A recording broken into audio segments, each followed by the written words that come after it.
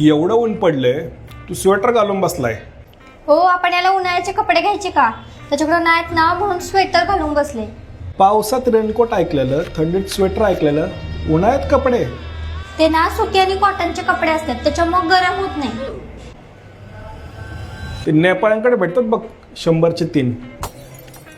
मी ना नवी पेठेत एक दुकान शोधले. ते ना जास्त कोणाला माहिती पण नाही, आणि तिथं ना लहान मुलांचे कॉटनचे कपडे मिळतात. आपण एकदा जाऊन यायचं का? हा दिवस पाहायला मिळेल असं वाटलं नव्हतं. नव्या पेठेतल्या एका जुन्या इमारतीमध्ये मी स्वतःच्या इच्छेनं गेलो. खरंच एका सदनिकेमध्ये असणाऱ्या दुलार नामक स्टुडिओमध्ये कॅमेरामॅननं आयुष्यातली समस्या सांगितली. याच्यासाठी ना उन्हाळ्यात घालता येतील असे चांगले कपडे दाखवा.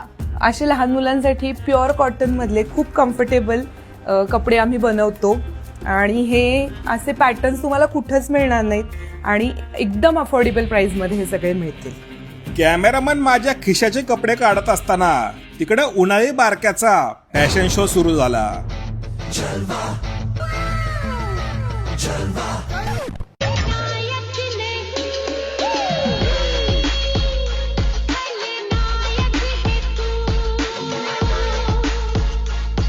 पहिलवान आला ग पहिलवान आला पहिलवान.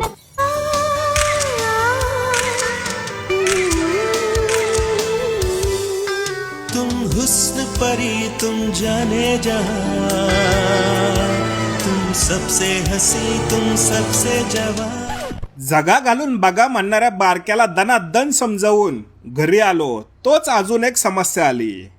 अरे काका, पटकन चल, आंटी तिकड स्वेटर घालून बसलीये. फुलवंती